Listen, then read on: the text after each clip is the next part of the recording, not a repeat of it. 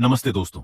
ज्योतिराव फुले और B are Ambedkar जैसे महान समाज सुधारकों की धरती महाराष्ट्र एक ऐसी जगह जो अपनी रैशनलिज्म और सोच के लिए जानी जाती है। लेकिन आज वही धरती एक ऐसे कांड से कांप रही है जिसे महाराष्ट्र का एप्स्टीन फाइल्स कहा जा रहा है। आज के वीडियो में हम धागा खोल इन्वेस्टिगेशन करेंगे अशोक खरट की, जिसे दुनिया कैप्टन या खेरत बाबा के नाम से जानती है। कैसे एक रिटायर्ड मर्चेंट नेवी ऑफिसर ने स्पिरिचुअलिटी और पॉलिटिक्स का ऐसा नेक्सस बनाया कि 200 करोड़ रुपए का एम्पायर खड़ा कर दिया। चलिए शुरू करते हैं। द कैप्टन पर्सोना, नेवी से गॉडमान तक। दोस्तों, अशोक खरट कोई मामूली बाबा नहीं था। उसने सफरॉन कपड़े नहीं पहने, बल्कि अपने मर्चेंट नेवी बैकग्राउंड का यूज किया। लोग यूज कैप्टन कहते थे क्योंकि उन्हें लगा कि ये आदमी डिसिप्लिन्ड और एजुकेटेड है। नासिक के सिन्नर तलुका से शुरू हुआ ये खेल, जहां उसने एस्ट्रोलॉजी और कॉस्मोलॉजी के नाम पर बड़े बड़े बिजनेसमैन और पॉलिटिशियंस को फंसा लिया। मिरगांव में एक ईशानेश्वर महादेव टेम्पल बनाया गया, जो असलियत में एक लग्जरी रिट्रीट था जहां वीआईपीज की खिदमत होती थी।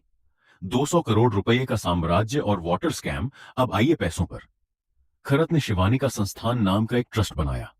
रिपोर्ट्स के मुताबिक यूएस ने लगभग 200 करोड़ रुपए की जमीन और संपत्ति जमा कर ली थी। लेकिन सबसे हैरत अंगेज बात थी जून 2020 का धरना वाटर प्रोजेक्ट। इमेजिन कीजिए, एक प्राइवेट ट्रस्ट के लिए कैबिनेट लेवल पर डिसीजन लिया गया और 48 किलोमीटर लंबी पाइपलाइन बिछाई गई ताकि टेम्पल को 39 लाख लीटर पानी मिल सके। जब आम किसान पानी के लिए तरस रहे थे, तब एक बाबा को सरकारी तिजोरी से इतनी बड़ी राहत दी गई। पॉलिटिकल नेक्सस कौन कौन शामिल है? दोस्तों, बायना बाड़े लोगों के आशीर्वाद के ये सब मुमकिन नहीं होता। Rupali Chakankar, Maharashtra state commission for women की चेयरपर्सन और एनसीपी लीडर, जो इस ट्रस्ट की मेंबर थे। उनके फुट वॉशिंग वीडियोस, पैर धोने के वीडियोस ने पूरे स्टेट में हंगामा मचा दिया, जिसके बाद उन्हें 19 मार्च 2026 को रिजाइन करना पड़ा। एकनाथ शिंदे, सीएम। 2022 में सीएम शिंदे ने भी मिरगांव का दौरा किया था। कहा जाता है कि उन्होंने अपनी पॉलिटिकल फ्यूचर के लिए एस्ट्रोलॉजिकल सलाह ली थी। इसके अलावा राधाकृष्ण विखे पाटिल और छगन भुजबल जैसे बड़े मंत्रियों के नाम भी इस रिट्रीट से जुड़े हैं। चैम्बर ऑफ हॉरर्स ब्रिलिज पर डार का व्यापार पुलिस इन्वेस्टिगेशन में जो निकाल कर आया है, वो किसी हॉरर फिल्म से कम नहीं है।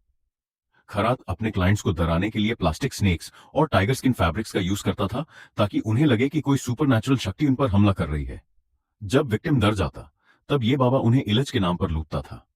तमारिंड सीड्स, इमली के बीच को डिवाइन ब्लेसिंग्स बोलकर बेचा गया। गेमस्टोन्स के लिए 2-2 लाख रुपए लिए गए। यहां तक कि टर्किश एल्विश हनी को सेक्सुअल हेल्थ के लिए मिरेकल क्यूर बताकर बेचा गया। सेक्सुअल एक्सप्लॉयटेशन और डिजिटल ब्लैकमेल। लेकिन सबसे दारुण सच है सेक्सुअल असॉल्ट। खरत अकेली महिलाओं को स्पेशल रिचुअल के लिए बुलाता और उन्हें प्रसाद में नशे की दवा दे देता। उसका एक फिक्स डायलॉग था, I am Mahadev, you are Parvati. इस बहाने वो उनका शोषण करता और उन्हें चुप रखने के लिए उसने बनाया था एक ब्लैकमेल आर्काइव। पुलिस को पहले 58 ऑब्सीन वीडियोस मिले थे, लेकिन अब यह संख्या 300 तक पहुंच गई है। इन वीडियोस में कई हाई प्रोफाइल महिलाएं और सेलिब्रिटीज भी हो सकती हैं।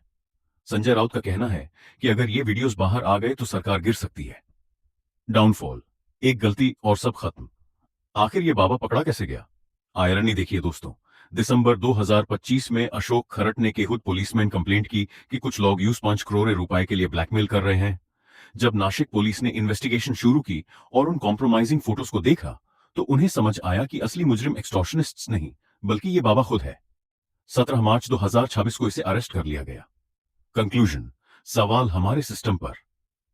दोस्तन, महाराष्ट्र में ब्लैक मैजिक एक्ट 2013 जैसा सख्त कानून होने के बावजूद एक कैप्टन इतने सालों तक ये सब कैसे करता रहा? कौन अप्लाई?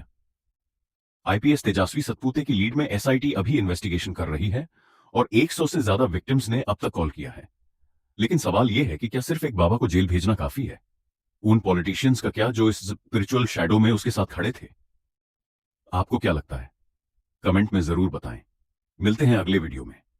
जय हिंद।